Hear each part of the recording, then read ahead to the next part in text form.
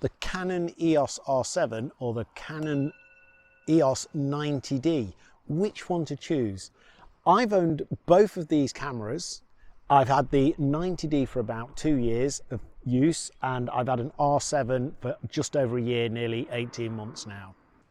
As a user of both cameras, I get a lot of questions on my YouTube channel about which one would I recommend. So I thought I'd make this short video about what my findings are, comparing the two models and what I would recommend. And if you find this useful, please remember to hit that like and subscribe button. For those of you that are new to my channel, you may be wondering where my 90D is. It actually fell in a stream about 18 months ago, which is when I got the R7. So I feel like I'm in a good position to do a comparative of the two. So let's get started. Firstly, just to let you know, this isn't a technical spec. This is me and my findings as I've used both of these cameras. So the first thing to point out is the noise on the images.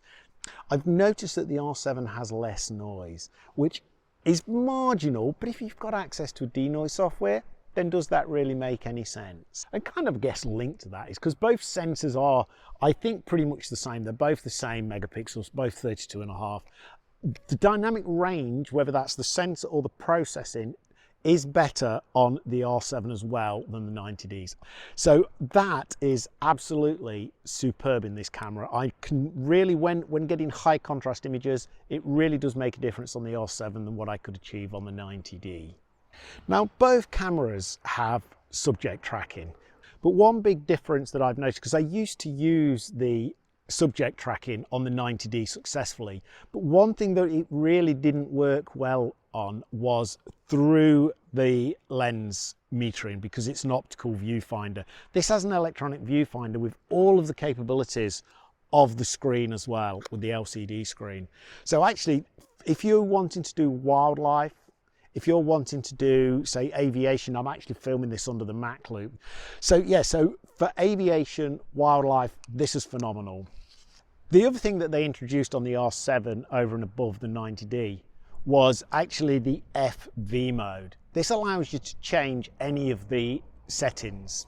This is something I've not really utilized, to be honest. I know people have said I should get into it, but I am a big fan of manual, and I think that the FV mode will, once I start using it, will give me a much greater control of the overall camera. It's like a manual plus, if you like. So that, I think, is something that I need to use, but it's something I've not used so far. What about lenses, I hear you ask? Well, I got the R7 with the EF adapter, the lens adapter. That works brilliantly. I can use all of my old EF lenses on my R7.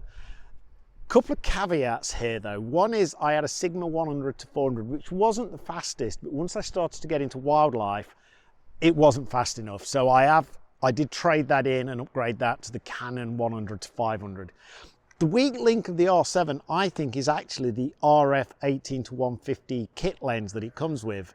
I used to have the 18 to 135, which sadly fell in the stream along with my 90D, but it felt more solid than this. The performance optically seems pretty similar.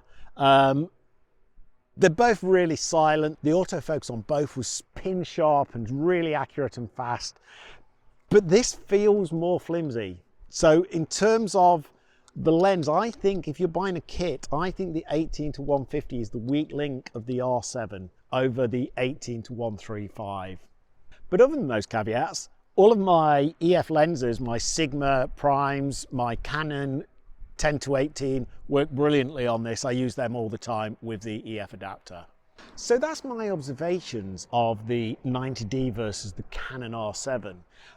So what would I recommend? If all you're doing is landscape and you have access to denoise software, you don't really need the denoise software, and budget is a constraint, go for the 90D.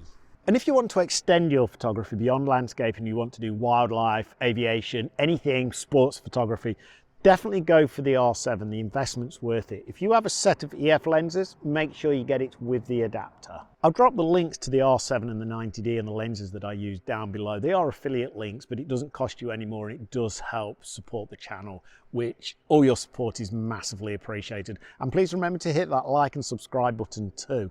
If you've got any questions on either this, the R7, the lenses, or the 90D, please do drop them below. I'm more than happy. I always respond to comments and questions. And on the end screen, I will drop two follow-up videos for you. One is the review of the 18-135 lens, and the other one is the last ever video and photographs that I captured with my 90D. I hope that this has proven useful.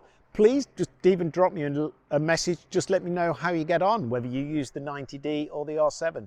Please remember to like and subscribe to the channel, and also check out these videos next. Thank you very much for your time in watching this video, and until next time, thank you and see you soon.